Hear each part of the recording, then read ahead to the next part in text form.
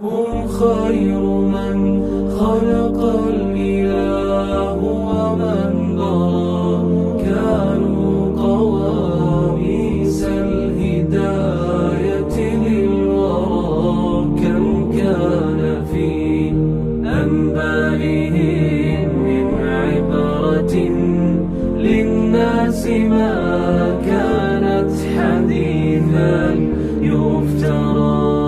من أوصل كتب السماء إلى البشر، ما الشمس من نور النبوة، ما القمر. فقفوا على آثارهم وزنوا بها أعمالكم، واستلهموا منها العبار. هم أنبياء الله والقوم الكرام والتابعون. بسم الله الرحمن الرحيم. سنوات ونوح عليه السلام ينتظر العلامة التي أخبره الله عز وجل بها.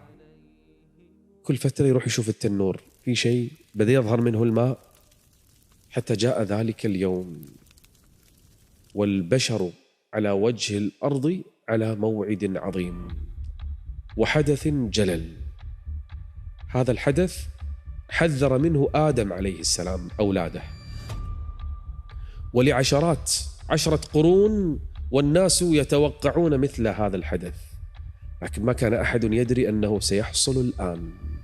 التنور فار، بدأ الماء يخرج، أسرع نوح عليه السلام وأمر الحيوانات أن تركب السفينة، وبدأت الحيوانات. تخيل، الله أعلم كم كانت من الحيوانات، ليس فقط الحيوانات حتى الطيور. وقيل أن هذه السفينة كانت 3 طبقات. الطبقة السفلى كانت لهذه الحيوانات من عظمها الشاتين والبقرتين والخيل وكل الحيوانات ذكر وأنثى. والطبقة العليا كانت لهذه الطيور التي ربما طارت ورجعت مرة أخرى. وكان الوسط لأهل الإيمان، ومنهم نوح عليه السلام. والناس ينظرون، ما الذي يحصل؟ ما الذي يجري؟ ما بال نوح ركب مع أصحابه في تلك السفينة وأركب هذه الحيوانات؟ وأتى الملأ ونظروا، ما لكم؟ هل جننتم؟ الأرض جافة، وركبوا على سفينة ليس فيها لا مطر ولا بحر، والناس مستغربين مما يفعل نوح عليه السلام. حتى إذا جاء أمرنا وفار التنور، قل نحمل فيها من كل زوجين اثنين. قل نحمل فيها من كل زوجين اثنين وأهلك إلا من سبق عليه القول ومن آمن وما آمن معه إلا قليل. وقال لأهل الإيمان اركبوا فيها بسم الله، قولوا بسم الله وانتم راكبين. وقال اركبوا فيها بسم الله مجريها ومرساها، إن ربي لغفور رحيم. لما ركبوا السفينة والناس ينظرون، فجأة بدأ وعد الله عز وجل. بدأت السماء تمطر، ليس مطرا عاديا، مطر شديد. شفت الدلو اللي تسكبه على الأرض، شلون الماء ينزل؟ ترى هكذا كان ينزل المطر من السماء مثل شلال. ففتحنا أبواب السماء، كأن السماء صارت باب وانفتح. ففتحنا أبواب السماء بماء منهمر، مو بس من فوق ومن تحت. وفجرنا الأرض عيونا. ترى المنظر مخيف والله، لا تقول تسونامي لا تقول لي مطر غزير والناس بدأت تغرق، لا تقول لي هذا مو طوفان عادي. هذا الطوفان ما صار على وجه الأرض إلا مرة واحدة في عهد نوح. السماء فتحت، الماء ينهمر ينهمر ينهمر، والأرض تفجرت، ففتحنا أبواب السماء بماء منهمر وفجرنا الأرض عيونا فالتقى الماء على أمر قد قدر وحملناه، وارتفعت السفينة وارتفعت الفلك وحملناه على ذات ألواح ودسر. الله، ما أعظم النجاة في ذلك اليوم. والناس، تخيل الآن مشهد الناس بدأوا يركضون. الناس أول شيء كانوا محتمين ببيتهم من المطر، على بالهم بيوتهم ستحميهم.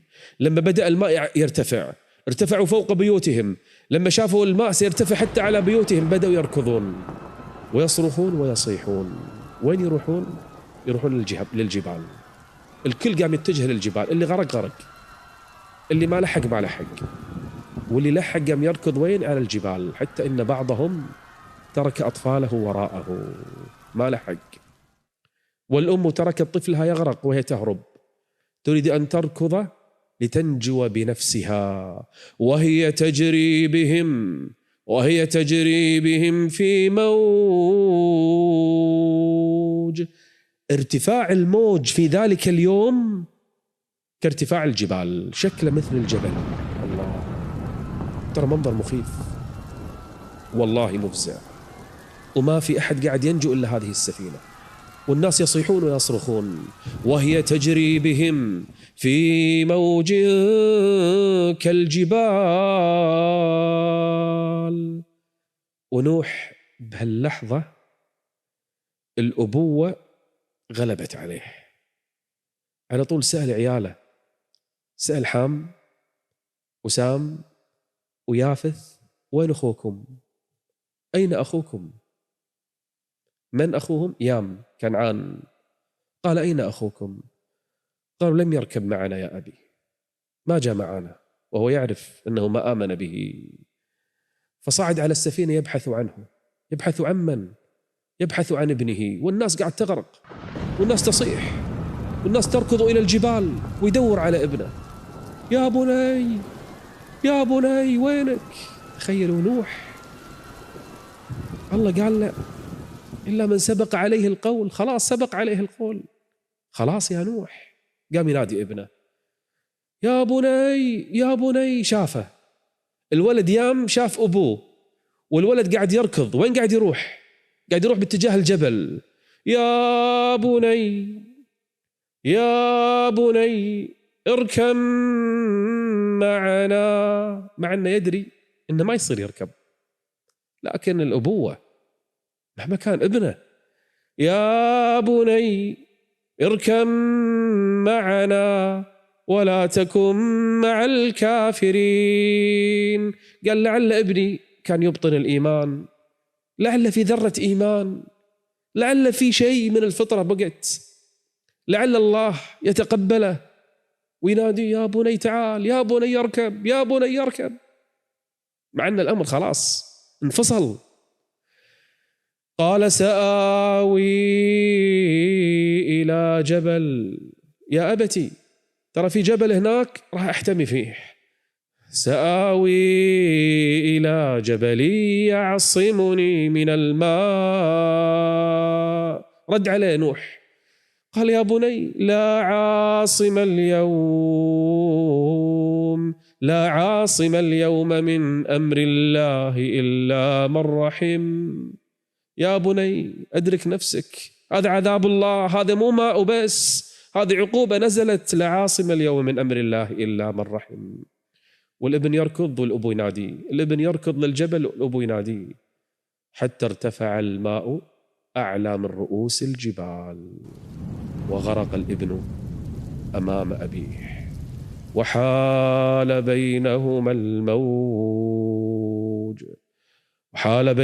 الموج فكان من المغرقين. إنها مأساة على نوح عليه السلام، لكن هذه سنة الله.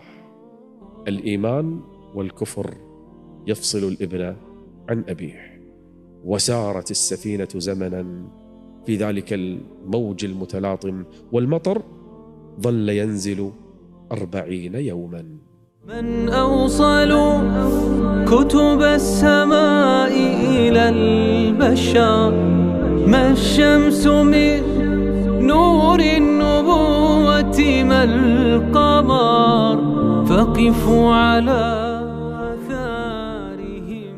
اختفت المدينة بمن فيها، حتى الجبال اختفت، وصار الماء أعلى من الجبال، والمطر ينزل، وسفينة نوح مغطاة، وأهل الإيمان يحمدون الله عز وجل.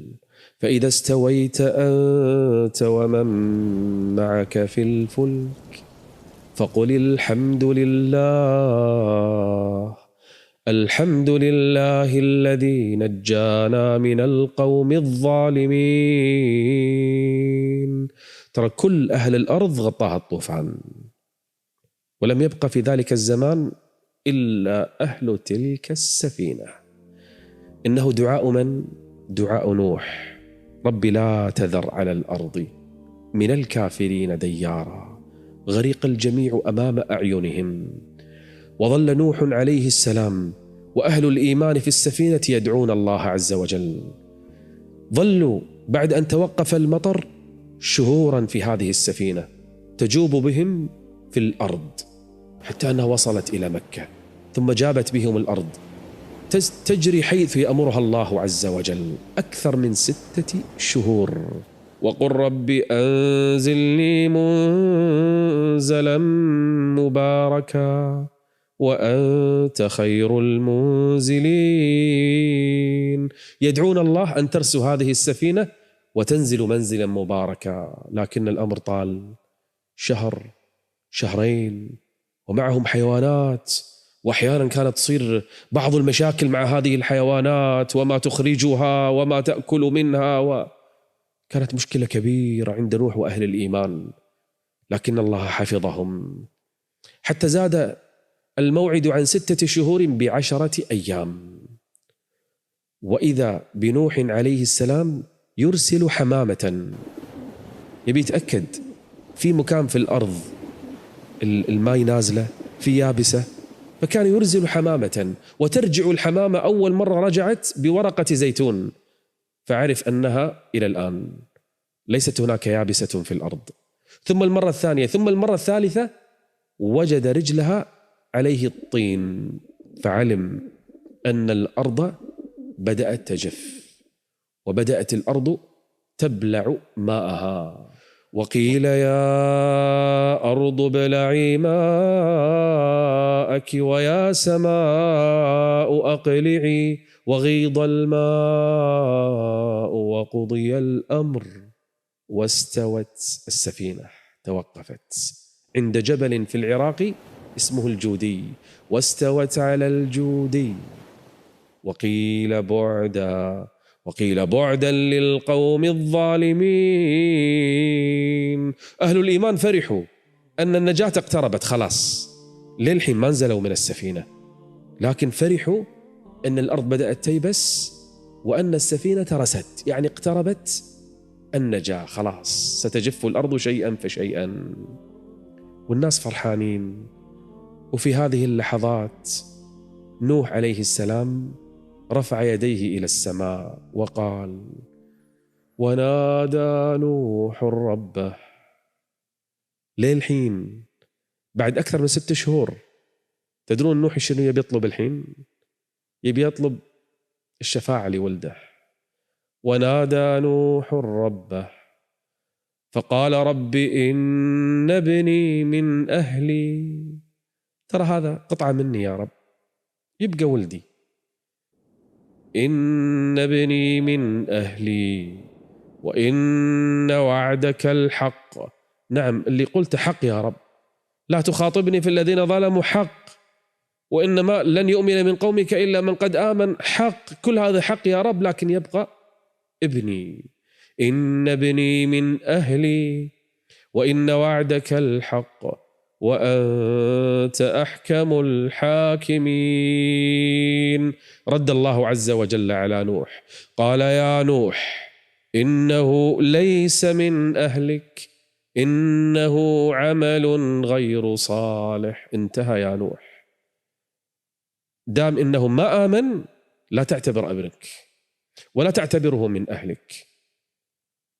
لو كان الأب، لو كانت الأم، لو كان الابن، لو كان العم، لو كان أحب الناس إلينا، خلاص. الإيمان والكفر يفصل الناس عن بعضهم البعض. إنه ليس من أهلك إنه عمل غير صالح فلا تسألني ما ليس لك به علم إني أعظك أن تكون من الجاهلين. وإذا بنوح ينتبه فيستغفر الله عز وجل ويظل يبكي سنوات طوال بسبب هذا الدعاء. فقط بسبب هذا الطلب ظل نوح عليه السلام يبكي ويستغفر الله عز وجل سنوات طويلة وهو يقول قال رب إني أعوذ بك أن أسألك ما ليس لي به علم وإلا تغفر لي وترحمني أكن من الخاسرين. وإذا بالأرض بعد فترة من الزمن جفت. هنا أذن الله عز وجل لنوح ومن معه من أهل الإيمان ومن معه من الحيوانات والطيور أن تنزل من السفينة وترجع إلى الأرض التي ليس فيها إلا أهل الإيمان وأهل التوحيد. قيل يا نوح اهبط بسلام منا وبركات عليك وعلى أمم ممن معك وأمم سنمتعهم ثم يمسهم منا عذاب أليم. يعني راح يرجع الناس مرة أخرى إلى الكفر والشرك وسيأتيهم العذاب مرة أخرى.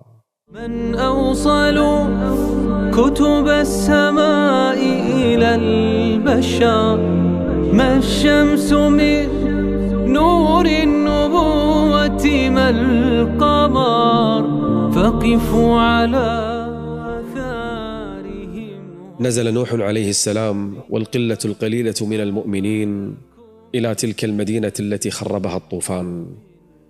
لم يبق فيهم حي ولا عين تطرف ولا صوت يسمع. ماتوا جميعا، هلكوا جميعا ولم يبق لهم أثر. بقي على وجه الأرض نوح ومن بقي معه من المؤمنين أهل التوحيد والإيمان، وبدأوا يعمرون الأرض مرة أخرى. وحج نوح عليه السلام مع أهل الإيمان في ذلك الزمن إلى مكة مع أبنائه، وظل فترة من الزمن حتى حانت وفاته. وفاة من؟ نبي ورسول قضى يدعو قومه 1000 سنة إلا 50 عاما. الآن جاءت ساعة الوفاة. قيل له يا نوح كيف ترى الدنيا التي قضيتها؟ قال كأنه بيت فيه بابان، دخلت من باب وخرجت من الآخر. شفت اللي عمر هذه القرون الطويلة، يقول كأني دخلت من باب وطلعت من باب.